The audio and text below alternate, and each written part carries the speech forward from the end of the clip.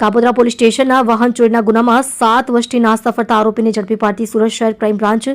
Police inspector Shri crime branch નાઓના માર્ગદર્શન હેઠળ ચેઇન સ્નેચિંગ સ્કોડની ટીમ દ્વારા ગુજરાત રાજ્યના તથા આજુબાજુના રાજ્યના અલગ અલગ પોલીસ સ્ટેશનોમાંથી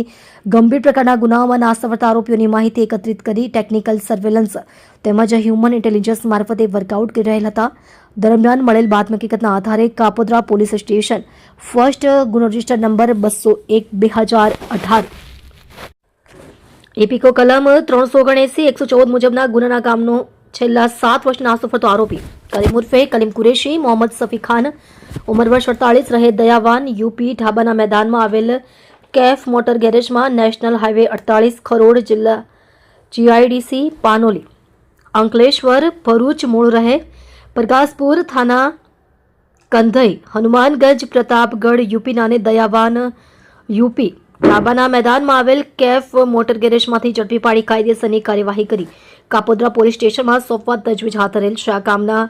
ગુનાની હકીકત એવી રીતની છે કે સન 2018ની સાલમાં આરોપીનો મિત્ર સાકિર નાઉ સાથે મળી કાપોદ્રા વલ્લભનગર રોડ ઉપરથી એક સેન્ટ્રો 4-વ્હીલર કાર ચોરી કરેલ, જેમાં સાકિર સેન્ટ્રો કાર સાથે પકડાઈ ગયેલ હતો અને હાલ પકડાયેલ આરોપી કલીમ ઉર્ફે કલીમ કુરેશી મોહમ્મદ સફી ખાન નાએ ગુનાને અંજામ આપ્યા બાદ પોતાની ધરપકડ ટાળવા સારું વતનમાં નાસી ગયેલ બાદ છેલ્લા 4 વર્ષથી ઉપરોક્ત સરનામે આવી ગેરેજની જગ્યા ભાડે રાખી આશરે ટાટા લેલન જેવી મોટી ગાડીઓનું મિકેનિકનું કામ કરતો આવેલ છે. આપ જોઈ રહ્યા છો ગુજરાતની સૌથી પહેલા ખબર આપતી Surat express news channel director Rajesh મંગલેની સાથે.